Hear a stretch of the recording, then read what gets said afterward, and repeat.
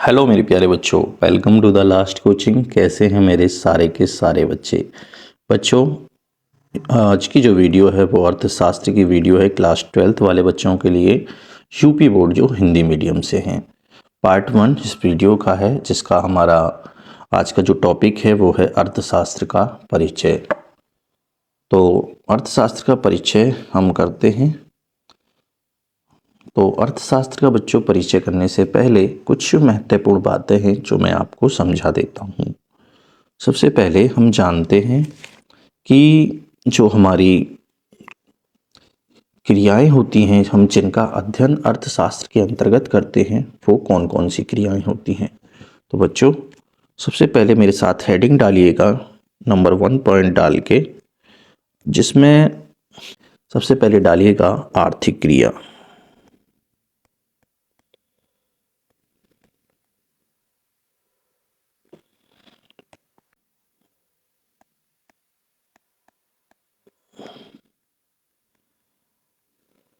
ठीक है, और मेरे साथ साथ लिखिएगा वह क्रिया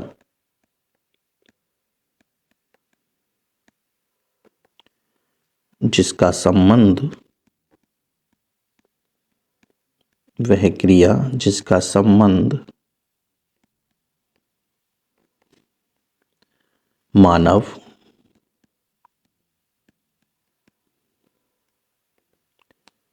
मानवीय आवश्यकताओं को संतुष्ट करने के लिए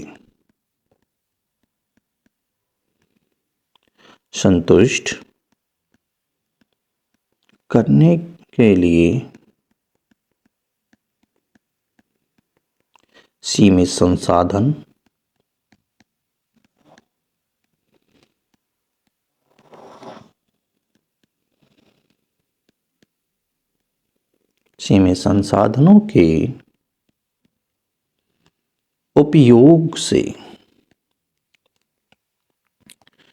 संसाधनों के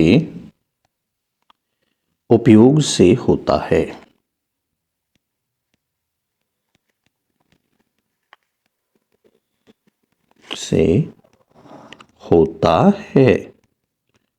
ठीक है मेरे प्यारे बच्चों, वह क्रिया जिसका संबंध मानवीय आवश्यकताओं को संतुष्ट करने के लिए सीमित संसाधनों के उपयोग से होता है, वह क्रिया हमारी आर्थिक क्रिया कहलाती है।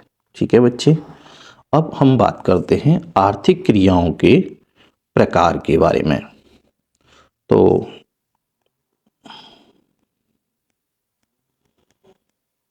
आर्थिक क्रियाओं के प्रकार।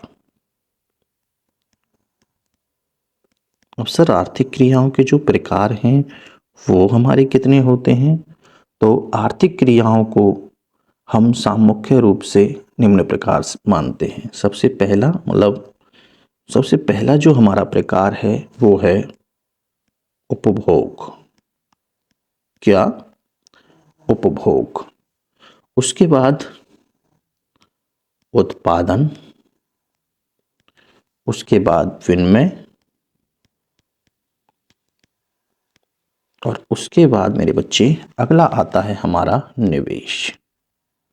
ठीक है, ये जो हमारी 4 जो प्रकार हैं ये इतने इंपॉर्टेंट हैं कि ये अर्थशास्त्र की विषय वस्तु कहलाते हैं। ठीक है बच्चे, अर्थशास्त्र की विषय वस्तु के अंतर्गत ये सभी आते हैं। तो अब हम जानने का प्रयास बच्चों करेंगे कि अर्थशास्त्र किसे कहते हैं। ठीक है, अर्थशास्त्र सामाजिक विज्ञान की वह महत्वपूर्ण शाखा है जो वस्तुओं एवं सेवाओं के उत्पादन, वितरण, विनिमय और उपभोग की प्रक्रियाओं का व्यवस्थित अध्ययन करती है। ठीक है, तो अर्थशास्त्र क्या है? अर्थशास्त्र सामाजिक विज्ञान है जो वस्तुओं एवं सेवाओं के उत्पादन, वितरण, विनिमय और उपभोग की प्रक्रियाओं का व्यवस्थित अध्ययन करती है। उसी को हम क्या बोल देते हैं बच्चों? अर्थशास्त्र बोल देते हैं। ठीक है, यह बताता है कि सीमित संसाधन, जो हमारे पास संसाधन होते हैं वो सीमित होते हैं। कैसे? जैसे कि धन, समय, श्रम, पूंजी आदि, ये हमारे क्या कहलाते हैं? संसाधन कहलाते हैं। के साथ असीमित मानवीय आवश्यकताओं और इच्छाओं को कैसे संतुष्ट किया जाए, ये हमें अर्थशास्त्र बताता है बच्चों। ठीक है, या दूसरा अगर मैं यहाँ पे समझाऊं आपको, तो ऐसा शास्त्र जिसके अंतर्गत मनुष्य के आर्थिक व्यवहारों का अध्ययन किया जाता है। मनुष्य के आर्थिक जो व्यवहार हैं वो क्या हैं? वस्तु एवं सेवाओं के उत्पादन, वितरण, विनिमय, उपभोग, आर्थिक व्यवहारों का अध्ययन किया जाता है, उसे हम अर्थशास्त्र बोलते हैं बच्चों। ठीक है, अब आधुनिक परिभाषा में यह मानव व्यवहार का वह अध्ययन है, जैसे कि मैंने अभी आपको बताया, मानव व्यवहार क्या होता है। मानव अपनी आजीविका कमाने के लिए अपने जीवन में बहुत सारे प्रतिदिन काम करता है, तो वो बच्चों क्या कहलाते हैं? उसके मानव व्यवहार कहलाते हैं। तो आधुनिक परिभाषा में मानव व्यवहार का वह अध्ययन जिसमें केवल वैकल्पिक उपयोग वाले संसाधनों के चुनाव से संबंधित निर्णय का विश्लेषण किया जाता है, वह यह व्यक्तिगत, व्यावसायिक और राष्ट्रीय स्तर पर आर्थिक नीतियों, विकास, गरीब उन्मूलन और कल्याण को समझने में सहायता होती है। ठीक है बच्चे, तो आपको जब यदि पेपर में परिभाषा पूछी जाए तो आप केवल परिभाषा कहां तक लिख सकते हो? जो कम समय में, तो आप अपनी परिभाषा इसमें, इस परिभाषा को आप लिख दीजिएगा। ठीक है, छोटी परिभाषा है, हल्की परिभाषा है। अगर आपको ये भी आपको कठिन लग रही है तो फिर आपके लिए मैं एक और परिभाषा लिख देता हूं, आशय लिख देता हूं बच्चे, जो मैं यहीं पे लिख देता हूं। ठीक है, दूसरे शब्दों में मैं थोड़ा धीरे धीरे पढ़ा रहा हूं बच्चों। अगर आपको थोड़ा फास्ट पढ़ना हो तो आप अपनी यूट्यूब पे जो है वीडियो को जो है थोड़ा फास्ट स्पीड में कर लीजिए। ठीक है, 2x पे कर लीजिए, या जिस पे आपको बेहतर लगे आप उस पे कर लीजिएगा। ठीक है, तो दूसरे शब्दों में ऐसा शास्त्र जो मानव के आर्थिक,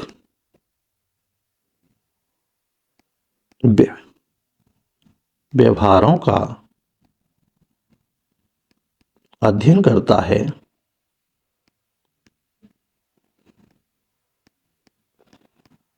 वह क्या कहलाता है मेरे बच्चों? अर्थशास्त्र कहलाता है। ठीक है, तो आप अगर छोटी डेफिनेशन लिखना चाहें, छोटा आप अगर आशय लिखना चाहें तो आप इसको लिख सकते हैं, और भी अगर छोटा है तो। ठीक है, आपको जो याद हो जाए आप उसको कीजिएगा। उसके बाद प्यारे बच्चों मैं बात करता हूं अर्थशास्त्र की परिभाषाओं के बारे में। तो अर्थशास्त्र की परिभाषाओं के विषय में अनेकों जो अर्थशास्त्री थे उनके अलग अलग विचार थे। अर्थशास्त्र की जो परिभाषा है वो हर जो हमारे अर्थशास्त्री उन्होंने अपने अलग अलग विचारों को प्रस्तुत किया है। तो अर्थशास्त्र की परिभाषा समय के साथ साथ विकसित हुई है। इसे समझने के लिए हमें उन महान अर्थशास्त्रियों के कार्यक्रम और उनके विचारों को देखना होगा जिन्होंने इस विषय की नींव को रखी है। तो बच्चों सबसे पहले हम बात करते हैं अपने जो अर्थशास्त्री हैं जिनका नाम है एडम स्मिथ। तो हमारे जो इन्हें अर्थशास्त्र का जनक भी माना जाता है। एडम स्मिथ ने 1776 ईस्वी में अर्थशास्त्र को धन का शास्त्र कहा था। अर्थशास्त्र के पितामह कहे जाने वाले एडम स्मिथ ने अर्थशास्त्र को एक अलग विज्ञान के रूप में पहचान दिलाई थी बच्चों। ठीक है, आपसे अगर क्वेश्चन पूछा जाए बहुविकल्पीय प्रश्न भी कि अर्थशास्त्र को एक अलग विज्ञान के रूप में पहचान दिलाने वाले अर्थशास्त्री का क्या नाम है, तो आपका जवाब रहेगा एडम स्मिथ। दूसरा प्रश्न आपसे यहां से ही पूछा ही जा सकता है, सॉरी, कि जो अर्थशास्त्र के जो जनक हैं वो कौन है? Adam Smith. अर्थशास्त्र ने इस अर्थशास्त्र का अध्ययन, धन का शास्त्र, कब, किस सन में उन्होंने कहा था? 1776 ईस्वी में। तो उन्होंने 1776 में अपनी एक प्रसिद्ध पुस्तक लिखी थी जिसका नाम था वेल्थ ऑफ नेशन। आपको जो नाम देखने को मिलेगा वो वेल्थ ऑफ नेशन नामक नाम मिलेगा, ठीक है। एक प्रकाशित की थी और परिभाषा के आधार पे मैं देखूं तो एडम स्मिथ ने कहा कि अर्थशास्त्र धन का विज्ञान है। किसने कहा था कि अर्थशास्त्र धन का विज्ञान है? एडम स्मिथ ने कहा था। उनके अनुसार राष्ट्र की संपत्ति कैसे बढ़ती है और कैसे संचित किया जाता है, इसका अध्ययन ही अर्थशास्त्र है। उन्होंने ये कहा था कि एक राष्ट्र की संपत्ति को कैसे बढ़ाया जा सकता है और कैसे उसे सुरक्षित संचित किया जा सकता है, उसे ही हम अर्थशास्त्र कहते हैं। इसलिए उन्होंने कहा था कि अर्थशास्त्र धन का विज्ञान है। उन्होंने मनुष्य के एक आर्थिक प्राणी माना जो केवल लाभ के लिए काम करता है। बच्चों, उन्होंने अर्थशास्त्र को धन का विज्ञान माना और धन पे ही उन्होंने अधिक जोर दिया था। और उसके बाद अन्य और भी हमारे अर्थशास्त्री आए। उसके बाद आए थे हमारे एल्फ्रेड मार्शल। 1890 में उन्होंने कल्याण का शास्त्र नामक एक पुस्तक लिखी, मतलब कल्याण के मनुष्य, उसके बाद हमारे एक अगले अर्थशास्त्री आए थे जिनका नाम था एल्फ्रेड मार्शल। 1890 ईस्वी में उन्होंने अर्थशास्त्र को कल्याण का शास्त्र कह दिया। ठीक है, किसका शास्त्र कह दिया बच्चों? कल्याण का शास्त्र कह दिया। 19वीं सदी के अंत में एडम स्मिथ जी की जो परिभाषा की आलोचना करते हुए कि वह केवल पैसे की बात करती है, तब एल्फ्रेड मार्शल ने मानव पक्ष को सामने रखा। ठीक है, उन्होंने 1890 में अपनी पुस्तक प्रिंसिपल ऑफ इकोनॉमिक्स में इस परिभाषा को दिया था। मार्शल ने कहा कि अर्थशास्त्र जीवन के साधारण व्यवहार में मानव जाति का अध्ययन है। उन्होंने जोर दिया कि धन केवल एक साधन है, जबकि असली साध्य लक्ष्य मानव कल्याण है। उन्होंने कहा था कि अर्थशास्त्र धन का शास्त्र नहीं है, अर्थशास्त्र तो मानव के कल्याण का शास्त्र है, क्योंकि इसमें मानव के कल्याण की बातों को कहा गया है, इसीलिए हम इसको मानव का कल्याण कहेंगे। यह सामाजिक विज्ञान का वह हिस्सा है जो मनुष्य की भौतिक सुख सुविधाओं की प्राप्ति और उपयोग की जांच करता है। बच्चों, मैं यहां पे एक शब्द है जिसका है नाम भौतिक, तो मैं इसको थोड़ा ब्रैकेट में बंद करना चाहूंगा, क्योंकि भौतिक के बारे में हम आगे थोड़ा पढ़ेंगे। ठीक है, क्योंकि इनकी आलोचना ही इसी शब्द के कारण हुई थी। जो हमारे मार्शल हैं, इनकी परिभाषा की आलोचना इन्होंने, क्योंकि केवल भौतिक वस्तुओं के बारे में ही बोला। भौतिक वस्तुएं क्या होती हैं? जिन्हें हम देख सकते हैं, छू सकते हैं, उन्हें हम भौतिक वस्तुएं कहते हैं। जबकि अर्थशास्त्र के अंतर्गत भौतिक और अभौतिक वस्तु, जो हमारी सेवाएं होती हैं, वो भी सम्मिलित होती हैं। ठीक है बच्चे, तो आपको यहाँ पे ध्यान रखने वाली जो बात है वो है प्रिंसिपल्स ऑफ इकोनॉमिक्स नामक पुस्तक किसने लिखी थी? तो आपका जवाब रहेगा एल्फ्रेड मार्शल ने। कब लिखी थी? 1890 में। किसने अर्थशास्त्र को कल्याण का शास्त्र कहा है? तो आपका जवाब रहेगा इसमें कि हमारे जो मार्शल हैं उन्होंने कल्याण अर्थशास्त्र को कल्याण का शास्त्र कहा है। यह पुस्तक कब प्रकाशित हुई? 1890 ईस्वी में इनकी पुस्तक प्रिंसिपल ऑफ इकोनॉमिक्स को प्रकाशित किया गया था। ठीक है बच्चे, चलिए इसके बाद हम बात करते हैं हमारे अगले अर्थशास्त्री जिन्हें हम रॉबिन्स के नाम से जानते हैं। बच्चों, इन्होंने कहा था कि अर्थशास्त्र दुर्लभता और चुनाव का शास्त्र है। किसका शास्त्र है? अर्थशास्त्र दुर्लभता और चुनाव का शास्त्र है। इन्होंने इस बात पे जोर दिया था। इन्होंने मार्शल की परिभाषा, जो हमारे मार्शल थे, उनकी परिभाषा की आलोचना की। मार्शल की परिभाषा केवल भौतिक कल्याण, कैसा कौन सा कल्याण? भौतिक कल्याण। ठीक है, ये भौतिक कल्याण के बारे में वो कह रहे हैं कि मार्शल की जो परिभाषा है उसमें केवल भौतिक कल्याण तक ही सीमित थी, जिन्होंने रॉबिन्स ने चुनौती दी और इससे अधिक वैज्ञानिक बनाया। तो उन्होंने 1932 में अपनी पुस्तक an essay of the nature of significations of economics science, यानी कि ये जो हमारी पुस्तक है ये प्रसिद्ध है बच्चों, किस नाम से? ये पुस्तक है हमारी प्रसिद्ध जो इकोनॉमिक्स साइंस के नाम से। ठीक है, इकोनॉमिक्स साइंस के नाम से ये प्रसिद्ध पुस्तक है। और रॉबिन्स ने इस चुनाव का विज्ञान भी कहा है। ठीक है, रॉबिन्स ने कहा था कि जो अर्थशास्त्र है ये ना ही तो धन का विज्ञान है, ना ही ये मानव के कल्याण का विज्ञान है। ये क्या है? जो मनुष्य के द्वारा जो उनके सामने जो चुनौतियां आती हैं, उनके सामने जो विकल्प होते हैं, उन्हें चुनने का विज्ञान है। उन्होंने इस बात पे जोर दिया था। ठीक है, कहा था, उन्होंने का तर्क दिया कि मनुष्य की जो आवश्यकता है वो कैसी है? असीमित है। बच्चों बार बार शब्द इसमें आ रहा है हमारे उपयोग में कि मनुष्य की जो आवश्यकता है वो असीमित है। ये है क्या? तो देखिए, जब हम मार्केट के लिए जाते हैं तो हमारे पास संसाधन सीमित रहते हैं, मतलब हमारे पास जो आवश्यकता है हमारी उसे पूरा करने के लिए हमारे पास कुछ संसाधन सीमित होते हैं। मान लेते हैं कि हम मार्केट के लिए गए और हमारे पास पैसा जो है वो सीमित है, आपकी जेब में पैसा सीमित है। आप बाजार को गए, बाजार को जाने के बाद मान लेते हैं आप किसी कपड़े की दुकान पे गए, आप एक वस्तु लेने के लिए गए, लेकिन जब आपने वहां पे बहुत सारी वस्तुएं देखी तो वहां पे आपको यह चुनाव करना पड़ा कि कौन सी वस्तु बेस्ट है। ठीक है, आपकी आवश्यकताएं अनंत हो गई, आपके मन किया कि हम इसको भी खरीद लें, हम इसको भी खरीद लें, हम इसको भी खरीद लें, लेकिन आप वस्तुएं कितनी खरीदने के लिए गए थे? एक वस्तु खरीदने के लिए गए थे। इसीलिए मनुष्य की जो आवश्यकताएं हैं वो असीमित है बच्चों। ठीक है, तो इसी को बोलते हैं मनुष्य की आवश्यकता असीमित है। ठीक है, उसके बाद जो साधन हमारे पास है जैसे कि पैसा, समय या संसाधन सीमित या दुर्लभ है। दुर्लभ का मतलब है कि कम ही है। ठीक है, साधनों का वैकल्पिक उपयोग संभव है, आप अपने साधनों का वैकल्पिक उपयोग भी कर सकते हैं। अतः सीमित संसाधनों का चुनाव इस तरह करना है कि अधिकतम संतुष्टि मिले, यह अर्थशास्त्र है। ठीक है बच्चों, तो इसमें जरा भी गलत लिख गई, मतलब दोबारा भी लिख गई, तो मैं इसको काट देता हूं वरना आप इसमें कंफ्यूज हो जाओगे। ठीक है,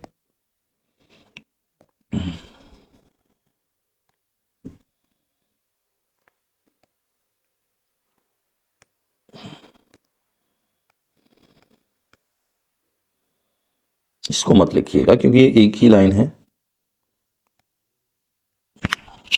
उसके बाद आते हैं हमारे चौथे अर्थशास्त्री जिन्होंने हमें सैमुअल्सन साहब जो हैं, उन्होंने कहा था कि अर्थशास्त्र आपने जो कहा वो ठीक है, लेकिन अर्थशास्त्र विकास का शास्त्र है, यह मनुष्य का विकास करता है।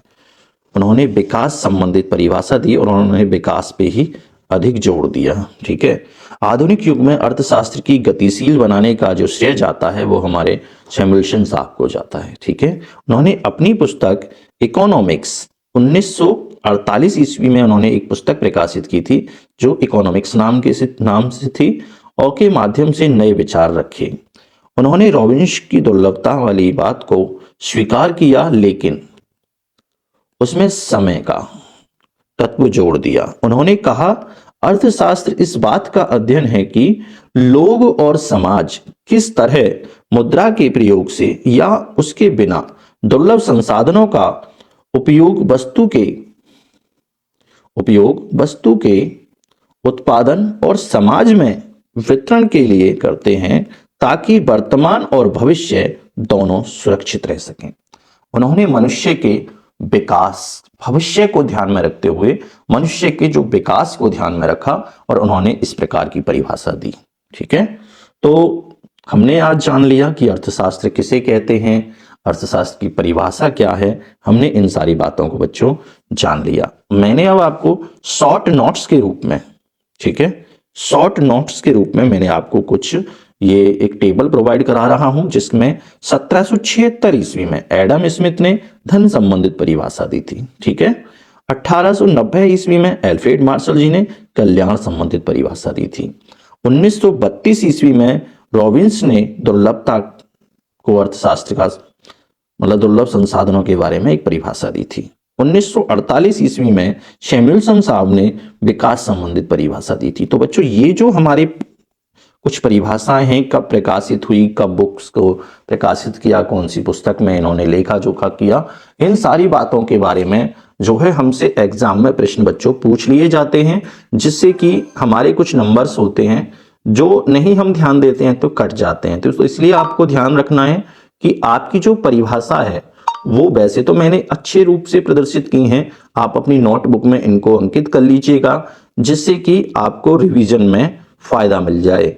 ठीक है बच्चों, और फिर मैंने आपके लिए कुछ महत्वपूर्ण प्रश्न भी मैंने रखे हैं बहुविकल्पीय प्रश्न में, इन परिभाषाओं का रिवीजन करने के लिए कि आप को कौन सी पुस्तक किसने लिखी, ये सारी बातें मैं आपसे बहुविकल्प के माध्यम से अब हम बहुविकल्प पूछेंगे, जिससे कि आपको इनके उत्तर भी देने हैं और मैं आपको कुछ टाइमर भी दूंगा बच्चों, जिससे कि आप अपना सीमित समय में अपना काम बच्चों कर पाओ। ठीक है, तो टाइमर जो अपना रहेगा वो मैं रखता हूं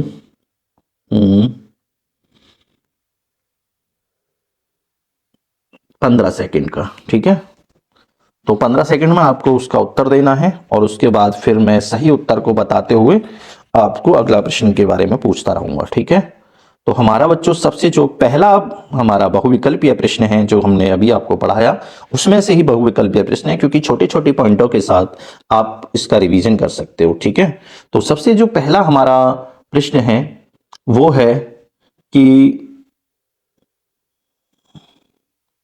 अर्थशास्त्र को धन का विज्ञान किसने कहा। तो आपका टाइमर होता है अब स्टार्ट। अब दीजिएगा जवाब कि अर्थशास्त्र को धन का विज्ञान किसने कहा। कमेंट बॉक्स में बच्चों साथ के साथ जवाब देते रहिएगा। ठीक है, और अगर वीडियो अच्छी लगे लाइक शेयर सब्सक्राइब भी कर दीजिएगा।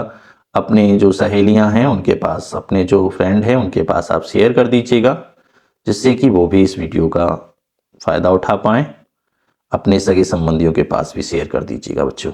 ठीक है, तो हमारा जो इसका सही उत्तर है वो है हमारे एडम स्मिथ। बी उत्तर इसका सही है। एडम स्मिथ ने 1776 ईस्वी में, कब 1776 ईस्वी में अपनी पुस्तक, अगर मैं हिंदी की बात करूं कि हिंदी में सर इसका नाम है तो राष्ट्रीय के धन के स्वरूप में, राष्ट्रीय के धन के स्वरूप में इन्होंने अर्थशास्त्र को धन का विज्ञान बच्चों बोला था। ठीक है, अगला प्रश्न जो हमारा है, अर्थशास्त्र मानव कल्याण का शास्त्र है, यह विचार किसका था। हमारे साथ जो अर्थशास्त्री हैं वो हैं एडम स्मिथ, रॉबिन्स, मार्शल या रिकार्डो। ठीक है, तो बताइएगा। टाइमर बच्चों सही से काम नहीं कर रहा, सो आप यूं ही जवाब दीजिएगा। ठीक है,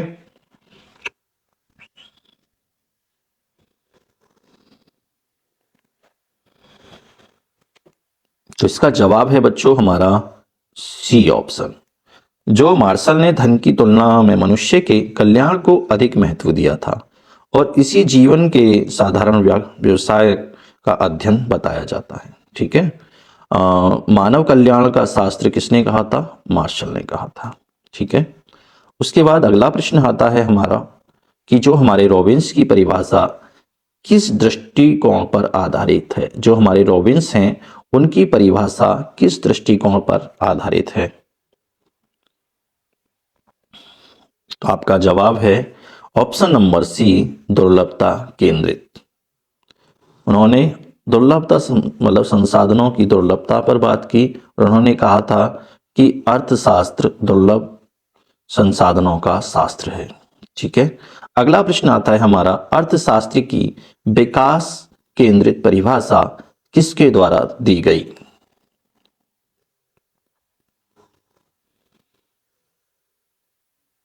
अभी अभी रिवीजन कराया था, हमारे जो चौथे शास्त्री थे वो कौन थे, सैमुअल्सन। उनके द्वारा ही इस परिभाषा को बच्चों दिया गया था। उन्होंने मानव के विकास के बारे में बात की थी और आज वो जो प्रचलन में है वो हमारा सैमुअल्सन साहब द्वारा दी हुई परिभाषा ही प्रचलन में है। ठीक है, तो इसके लिए जो हमारा सही उत्तर है वो सही उत्तर है हमारा ऑप्शन नंबर बी। ठीक है, उसके बाद हमारा अगला प्रश्न आता है, अर्थशास्त्र वह विज्ञान है जो सीमित आवश्यकताओं और सीमित संसाधनों के संबंध में मानव व्यवहार का अध्ययन कराता है। यह कथन किसका है? देखो बच्चों, आप गलती नहीं होनी चाहिए क्योंकि अभी अभी अपने परिभाषा को बच्चे पढ़ा है, तो वो है हमारा रॉबिन्स का। ठीक है, उसके बाद हम बात करते हैं जो प्रसिद्ध पुस्तक हमारी वेल्थ ऑफ नेशन है कब प्रकाशित हुई थी। तो वो पुस्तक हमारी जो प्रकाशित हुई थी बच्चे, वो हुई थी हमारी कब? 1776 ईस्वी में। ठीक है, कौन सी पुस्तक ही थी वो हमारी? वो पुस्तक थी वेल्थ ऑफ नेशन नामक पुस्तक थी। इसके रचयिता कौन थे, इसके जनक कौन थे? इसके जनक थे एडम स्मिथ। ठीक है, कौन थे इसके जनक? एडम स्मिथ थे। उन्होंने एक 1776 ईस्वी में एक पुस्तक लिखी थी जिसका नाम था वेल्थ ऑफ नेशन। ठीक है, अगला प्रश्न बच्चों हमारा आता है, मार्शल की परिभाषा की आलोचना अर्थशास्त्र को एक शुष्क विज्ञान कहकर किसने की थी? तो इसका जो हमारा प्रश्न उत्तर है वो है, क्योंकि ये आपके प्रश्न मैंने ऊपर नहीं पढ़ाया, तो इसका उत्तर है हमारा ऑप्शन नंबर बी। ठीक है, अगला प्रश्न आता है हमारा, रॉबिन्स के अनुसार अर्थशास्त्र क्या है? रॉबिन्स ने अर्थशास्त्र को क्या कहा? केवल एक कला, केवल एक विज्ञान, आदर्श विज्ञान या वास्तविक विज्ञान? तो आगे हम पढ़ेंगे बच्चों की वास्तविक विज्ञान क्या होता है। तो रॉबिन्स के अनुसार अर्थशास्त्र एक वास्तविक विज्ञान है। ठीक है, रॉबिन्स मानते थे कि अर्थशास्त्र का कार्य केवल तथ्यों का विश्लेषण करना है, यह बताना नहीं है कि क्या अच्छा है और क्या बुरा। चलिए मैं यहाँ पे लिख देता हूँ वास्तविक जो विज्ञान है उसकी परिभाषा। तो यहाँ पे जो हमारे रॉबिन्स हैं उन्होंने ही इस बात को कहा था। ठीक है, कि रॉबिन्स मानते थे कि अर्थशास्त्र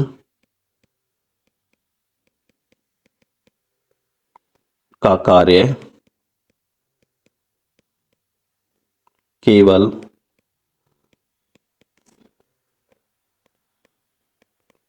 तथ्यों का विश्लेषण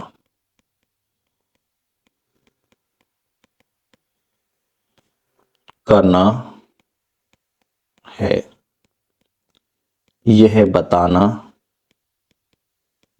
नहीं है कि क्या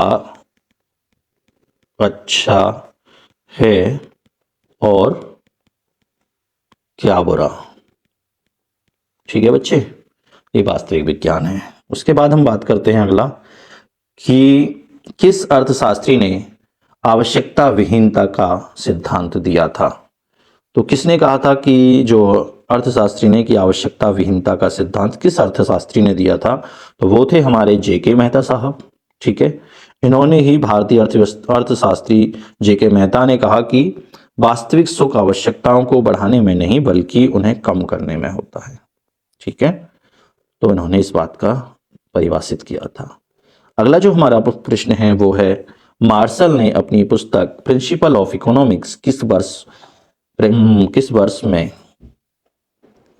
प्रकाशित की? तो हमारा जो सही उत्तर है वो है 1890 ईस्वी में।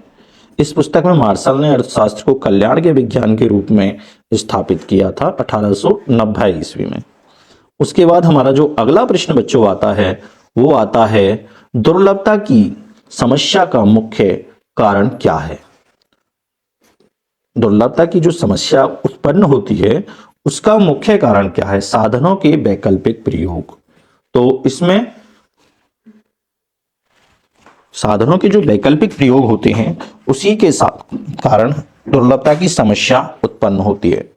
साधनों के वैकल्पिक प्रयोग, साधन सीमित होने के साथ साथ उनके उपयोग अनेक हैं, इसीलिए यह तय करना पड़ता है कि साधनों का उपयोग कहाँ किया जाएगा। इसीलिए हमारी दुर्लभता की जो समस्या है वो उत्पन्न होती है। ठीक है बच्चे, तो हमारा जो ऑप्शन नंबर है वो है सी करेक्ट आंसर है। अगला प्रश्न आता है हमारा कि अर्थशास्त्र का संबंध केवल आर्थिक मनुष्य से है, यह किसके विचार थे? तो इसमें जो हमारा सही उत्तर है वो है प्रतिष्ठित अर्थशास्त्रियों की। ठीक है, ये विचार किसके थे? प्रतिष्ठित अर्थशास्त्रियों की ये विचारधारा थी बच्चे। ठीक है, एडम स्मिथ जैसे अर्थशास्त्रियों का मानना था कि मनुष्य केवल स्वार्थ और धन के लाभ के लिए आर्थिक क्रियाएं करता है। ठीक है, अगला प्रश्न आता है हमारा पीगू ने अपनी परिभाषा में किस प्रकार के कल्याण पर बल दिया था? तो जो हमारे अर्थशास्त्री हैं पीगू, उन्होंने आर्थिक कल्याण पर बल दिया था बच्चे। ठीक है, कौन से कल्याण पर? आर्थिक कल्याण पर।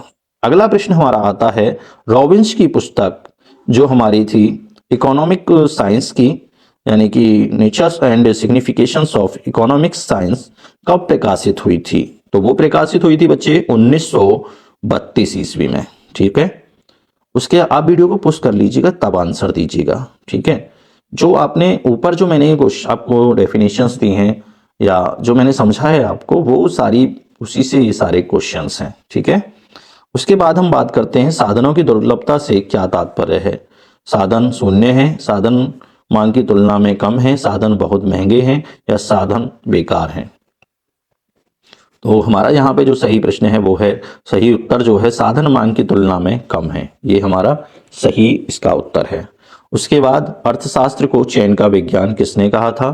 तो अर्थशास्त्र को चयन का विज्ञान कहने वाले जो हमारे अर्थशास्त्री थे वो थे रॉबिन्स। ठीक है, उसके बाद अगला प्रश्न हमारा आता है आधुनिक अर्थशास्त्रियों के अनुसार अर्थशास्त्र की विषय वस्तु क्या है? केवल धन कमाना, केवल उपभोग करना, संसाधनों का कुशलतम आवंटन और विकास करना, केवल बचत करना।